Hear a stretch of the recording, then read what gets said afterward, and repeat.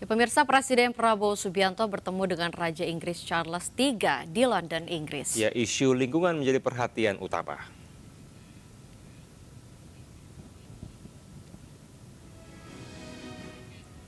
Presiden Prabowo dan Raja Inggris Charles III berlangsung tertutup selama 30 menit di Buckingham Palace, Kamis pagi waktu setempat.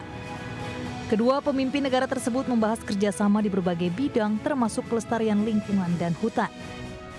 Di situ kita banyak persamaan, saya mengatakan saya sangat mendukung dan kita akan kerjasama. Beliau menyarankan saya jumpa dengan beberapa tokoh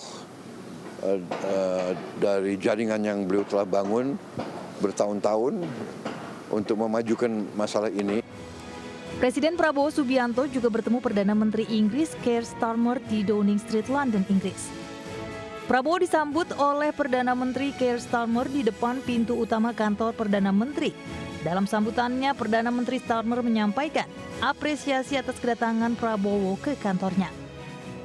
Very welcome. It's fantastic to be able to welcome you here. We saw each other earlier this week. Yes. But to have you here at Downing Street is a real privilege. Pertemuan keduanya menghasilkan pernyataan bersama tentang kemitraan strategis baru antara Republik Indonesia dan Inggris.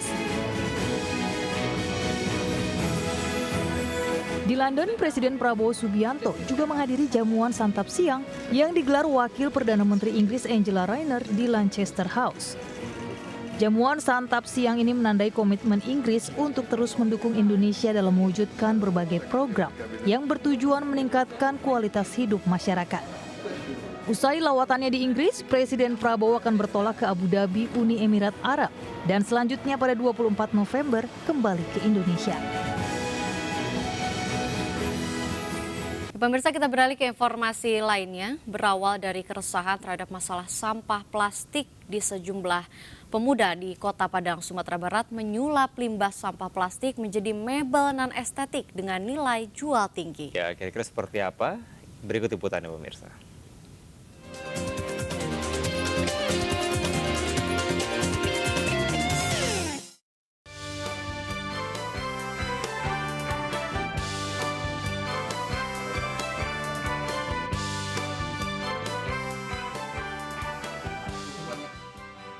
Di Marapalam, Kecamatan Padang Timur, Kota Padang, sejumlah anak muda kreatif berinovasi menyulap sampah limbah plastik menjadi mebel non-estetik dan bernilai jual tinggi.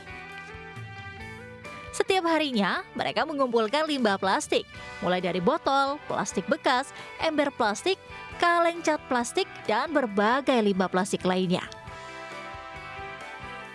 Sampah plastik tersebut dicacah atau dipotong kecil.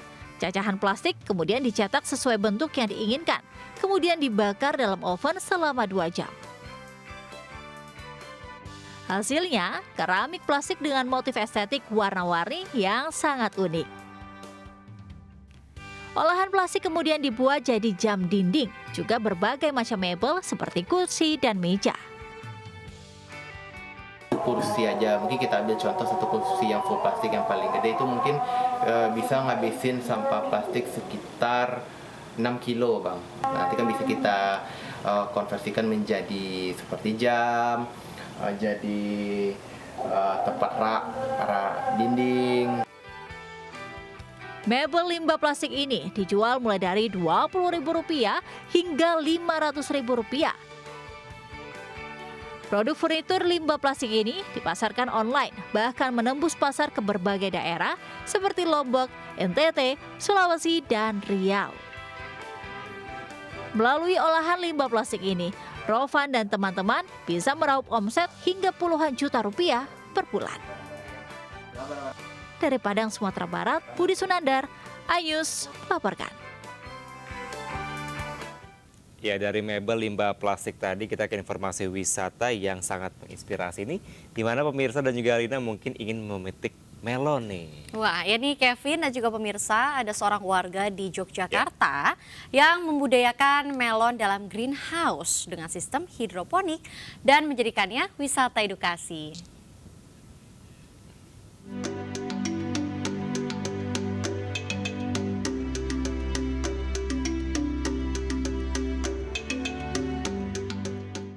Inilah greenhouse melon milik Igor Gadira yang berlokasi di Selo Martani, Kalasan, Sleman, Daerah Istimewa Yogyakarta.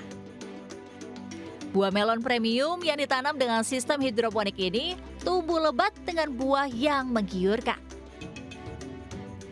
Kebun melon hidroponik ini pun dibuka bagi pengunjung yang ingin merasakan sensasi memetik langsung buah melon dalam greenhouse.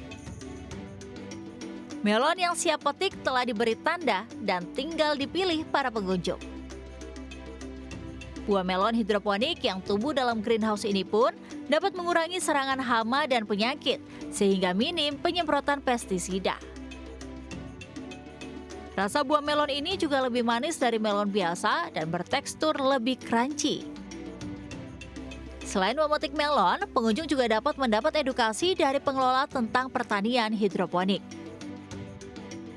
Tak hanya wisata petik melon, Indigen Farm juga melayani konstruksi greenhouse, jasa pengelolaan hidroponik, serta pelatihan budidaya melon.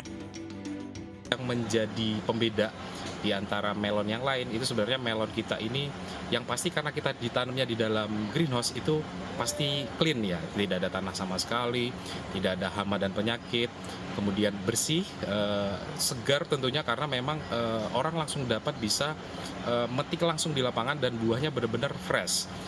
Kemudian yang karena di dalam greenhouse kita juga penggunaan pestisidanya sangat rendah sekali. Senang karena wisatanya kan wisata edukasi, jadi selain dapat melon, selain dapat senang juga dapat ilmu.